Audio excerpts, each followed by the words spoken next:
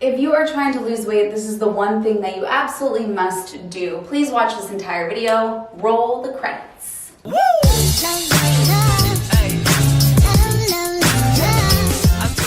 Hello my honeys, it's Emmy. If you're new to the channel, welcome. My name is Emmy. I'm a nutritionist and the creator of the Slim on Starch program, where you work with me as well as a mindset coach and a nutrition coach to lose weight on a plant-based diet. If you want to learn more, to apply, go to healthyemmie.org. What you are witnessing right now is me in my element. I am no more happy than I am when I'm standing in front of a whiteboard. If you don't know, in a past life, I was a teacher.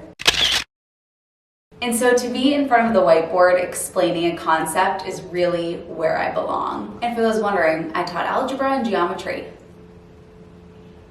The kids loved it. All right, let's get into it today. I did this one thing and lost weight. I am going to answer what this one thing is at the end of this video, but please watch the entire video. It's kind of like we're baking a cake here, right? If you only bake the cake halfway, you only put it in the oven for 5 minutes, you take it out and you go, this cake is terrible, this recipe is terrible. You gotta wait until the end. So I promise at the end, this is all going to make sense, but please watch the whole. I thought I could get away with it today, but no. We just had to come say hi. Okay, all right, let's do it. I did this one thing and lost weight. Let's do it. There's a few reasons that I see people say when they are not losing weight. Let's talk about them. So reason number one that I most commonly hear when people are not losing weight, they say it's because my metabolism is broken. I've done so much dieting, I think that my metabolism is just shot. Your metabolism cannot break. The human body is unbelievably adaptive. And even for an extreme example, individuals that are struggling with anorexia, when they go into treatment, their metabolism revs up so quickly that it's actually dangerous. And these are with individuals that have been starving themselves for years and years. So if you've engaged in some yo-yo dieting, your metabolism is absolutely not broken. It cannot break. And this is not the reason why you're not losing weight. The second reason that I see people say that they're not losing weight is another M word, and it is menopause.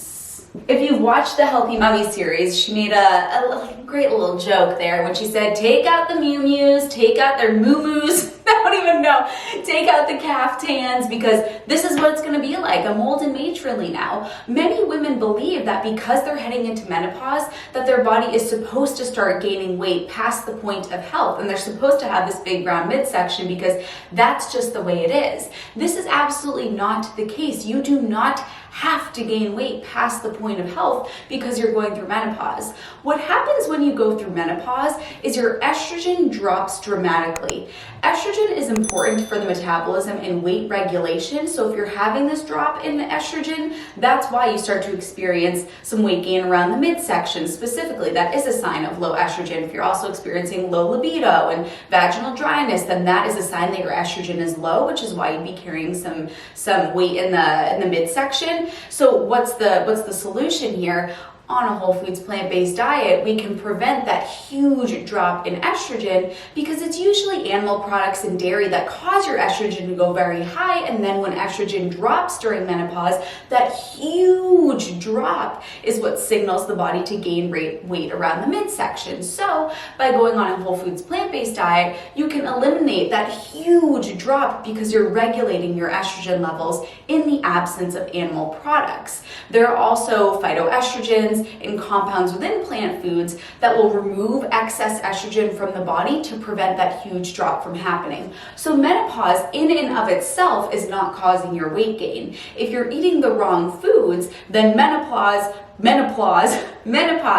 plus the wrong foods is going to lead to weight gain, but that's not what we're dealing with here. So it's not menopause in and of itself that's causing this to happen either. And then the third reason why people say that they're gaining weight is due to genetics. They say, well, I'm just a bigger person. I'm supposed to be overweight. My whole family is overweight. Genetics is not going to make it so that you are overweight and carrying excess fat stores and having excess adipose tissue. Genetics can make it so that you are a bare bone person, you're taller, maybe you're at the higher end of the healthy BMI range, you carry more muscle, the shape of your body, but it's not going to put you into the unhealthy zone. There's a great quote that genetics loads the gun, but diet and lifestyle pulls the trigger. So it's not genetics in and of itself that is going to cause you to be overweight. So it's not that your metabolism is broken, it's not that you're in menopause, and it's not your genetics. So why is it that you're not losing weight? The reason why is because you are not in one of these, a calorie deficit. That is what you need to lose weight. And no, you do not have to count calories. Remember at the beginning, I said don't take the cake out of the oven. The cake isn't even in the oven at this point. We are not done with this video. So please do not stop watching this video and go count calories. I am not a proponent of counting calories. Watch the whole video and I will explain how you can get yourself into a calorie deficit without counting calories. So let me explain what a calorie deficit is. So over here we have a bar graph, and this bar is going to represent the amount of calories that you burn, and this bar over here on the right is going to represent the amount of calories that you eat. If the amount of calories that you eat is greater than the amount of calories that you burn, you gain weight. If the amount of calories that you eat is equal to the amount of calories that you burn, you maintain weight. And if the amount of calories is lower than the amount of calories that you burn, you lose weight. This is what we call a calorie deficit. And this is what you need for weight loss. You need to make sure that the amount of calories that you eat is lower than the amount of calories that you burn. And so people say, well, I guess that I need to move more and eat less. This also is a huge misunderstanding of sustainable weight loss, because the amount of calories that you burn is not just a reflection of the exercise that you do. In fact, the amount of exercise that you do counts for only about 5 to 10% of the calories that you burn in a day. I'm going to say that again. The amount of exercise that you do only accounts for about 5 to 10% of the amount of calories that you burn within a day. When you are at rest, you're burning the majority of your calories. It costs calories to keep the body alive. See how I'm moving my hands, I'm blinking my eyes, my heart is beating, I'm breathing? All of these things cost calories. So don't go think, oh, I have to go burn 1,000 calories at a boot camp workout in order to be able to lose weight. That is not true. Exercise is important for heart health and to keep you limber and strong and keep your joints healthy, but it is not the end all be all when it comes to losing weight. What we really want to focus on is this bar over here, which is about eating. Yeah, that was the right one. The eating bar. We need to make sure that the amount of calories that you're eating is lower than what your total daily energy expenditure is, which is the amount of calories that you burn. So let's look at this bar over here and ask ourselves, how can we make it so that the amount that we eat is lower than the amount of calories that we burn without counting calories? This is how. What we really want to pay attention to is what is going on inside this bar right here. What foods are we actually eating? The food in and of itself is the most important thing. And then there's something else that's extremely important too.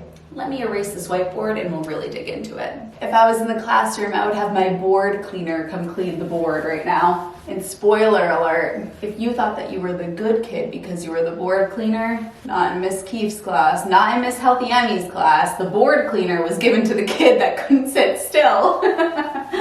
Alrighty, so now we're gonna launch into answering the question, how do I get into a calorie deficit without counting calories?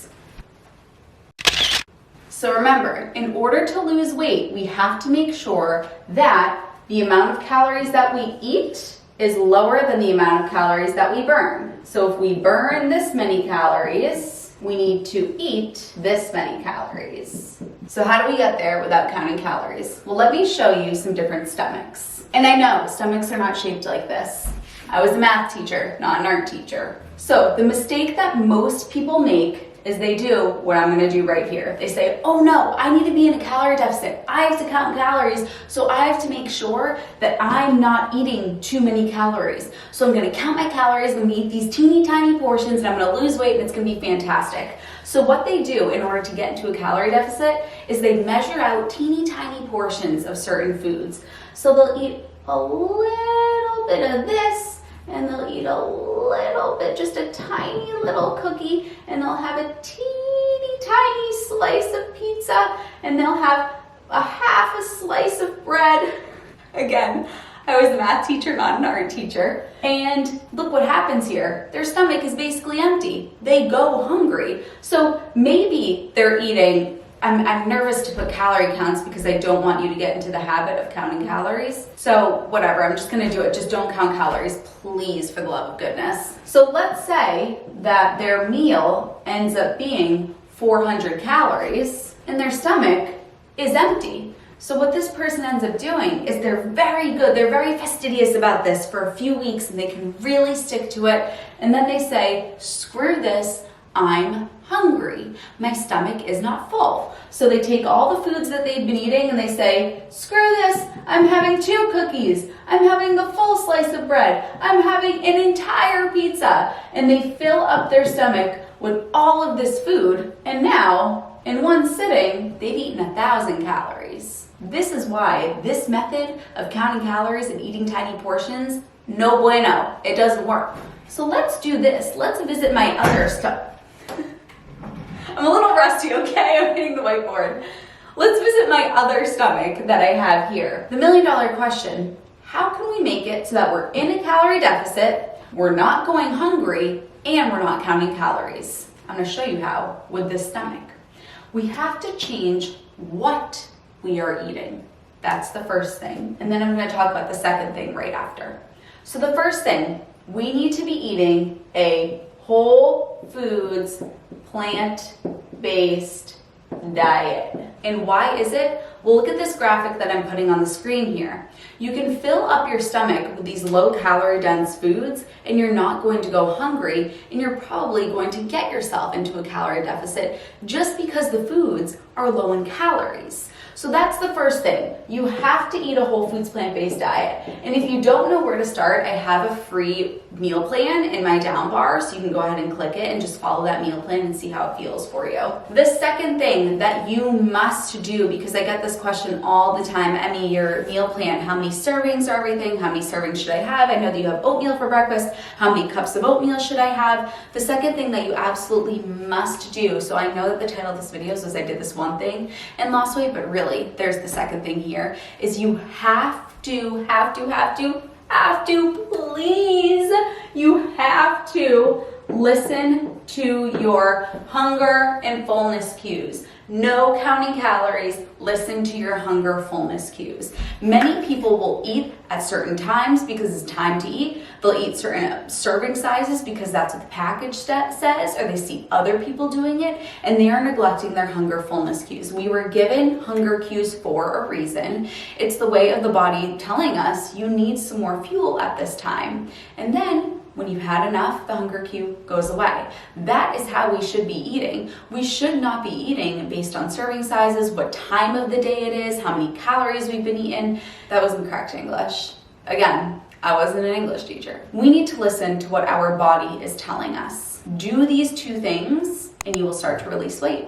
And if you are not, then apply to work with me and we'll make it happen for you. I love you, honeys. Question of the day, if you made it to this point of the video, let me know in the comments what your favorite subject in school was. I love you, honeys, and I'll see you in my next one.